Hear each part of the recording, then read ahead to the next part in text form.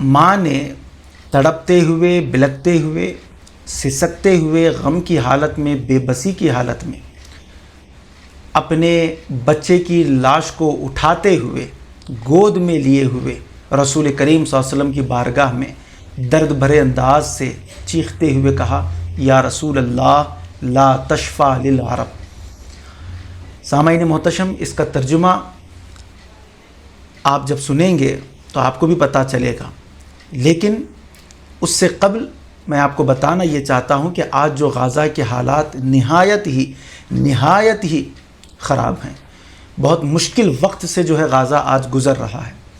ये अल्लाह का करम है कि हम मुल्क हिंदुस्तान में हैं, अमन के साथ हैं, हिफाजत के साथ हैं, अपने अहल व अयाल के साथ हैं, अपने ख़ानदान वालों के साथ हैं। अल्लाह तबारक व तआला के फ़ज़ल व करम से महफूज मकान में हैं, महफूज मकाम पर हैं और हंसी खुशी हैं।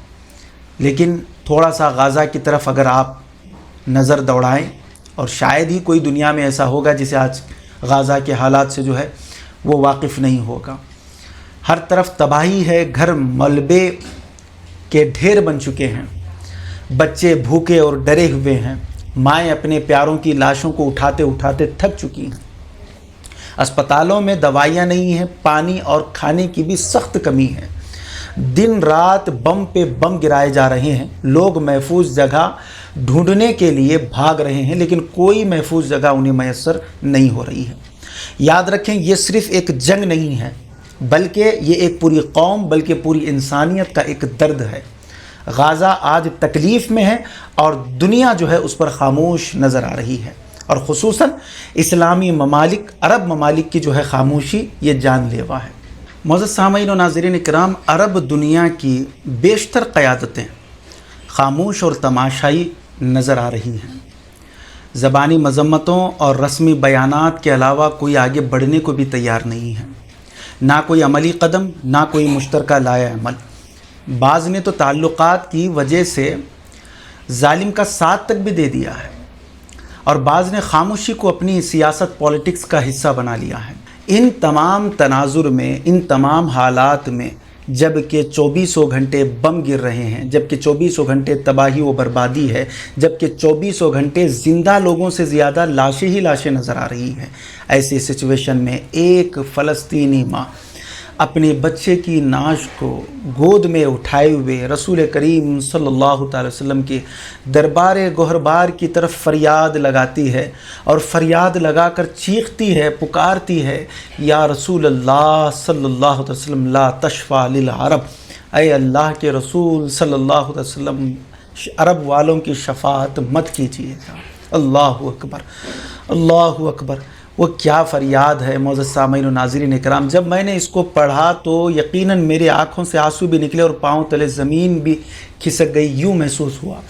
इसलिए कि उसका जो दर्द था, जो उसकी तकलीफ़ थी, जो उसकी आहो बका थी, जो उसकी बेबसी थी, जो रसूल करीम सल्लल्लाहु अलैहि वसल्लम को सुना रही कि या रसूल अल्लाह, कल हश्र के मैदान में अगर अरब वाले आकर कहें कि या रसूल अल्लाह हम अरब वाले हैं, तो या रसूल अल्लाह इनकी सिफारिश, इनकी शफ़ाअत मत कीजिएगा।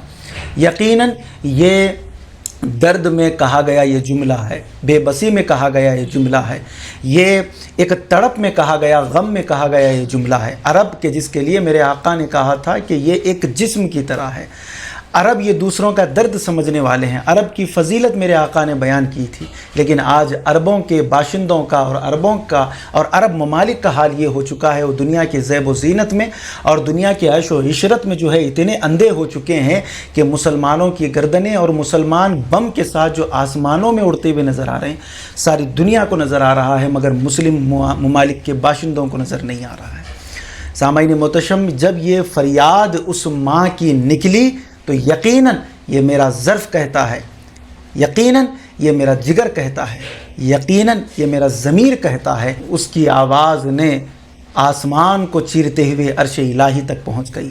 अर्श इलाही के पास उसकी आवाज़ को सुना गया, लेकिन दुनिया ने उसकी आवाज़ को नहीं सुना, दुनिया ने उसकी आवाज़ पर लब्बैक नहीं कहा।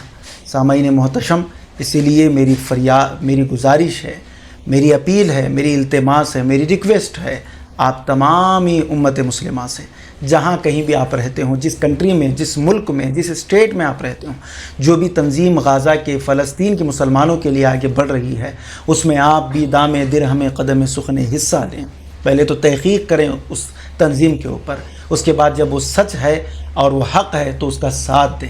اپنے سے جو کچھ ہو سکتا ہے، رشتہ داروں سے کہیں، اپنے اڑوس پڑوس میں کہیں، خاندان والوں سے کہیں، جتنا ہو سکتا ہے، اس لیے کہ غزہ کے مسلمانوں کے پاس نہ آج گھر ہے، نہ مکان ہے، نہ کپڑے ہیں ان کے لیے، نہ دوائیاں ہیں ان کے لیے، نہ کھانا پینا ہے ان کے لیے۔ وہ بھی اچھا لباس پہننے والے تھے، وہ بھی اچھے گھر میں رہنے والے تھے، وہ بھی اچھے مقام پر رہنے والے تھے، وہ بھی اچھی طریقے سے زندگی گزر کر رہے تھے، بسر کر رہے تھے، لیکن آج ان کے سروں پر نہ کوئی چھت ہے، نہ بدن پر کپڑے ہیں، نہ سر چھپانے کے لیے کوئی ان کے پاس جگہ ہے۔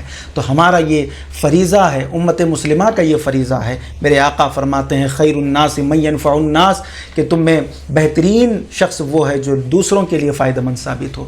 آج یہ وقت ہے غزہ اور فلسطین کے مسلمانوں کے لیے ہم کھڑے ہونے کا۔ یاد رکھیے اس فلسطینی خاتون نے، فلسطینی ماں نے یہ عرب والوں کے لیے کہا ہے، ہو سکتا ہے کسی اور نے ہندوستان کے مسلمان کو بھی کہا ہو سکتا ہے کسی اور ممالک کے مسلمانوں کے لیے بھی رسول کریم صلی اللہ علیہ وسلم کی بارگاہ میں اس نے التجا کی کہ یا رسول اللہ، کل حشر کے میدان میں یہ ملک کے مسلمان، یہ ملک کے مسلمان یا یہ ملک کے مسلمان اگر آپ کے پاس شفاعت کے لیے آئیں تو یا رسول اللہ ہمیں مت بھولیے گا۔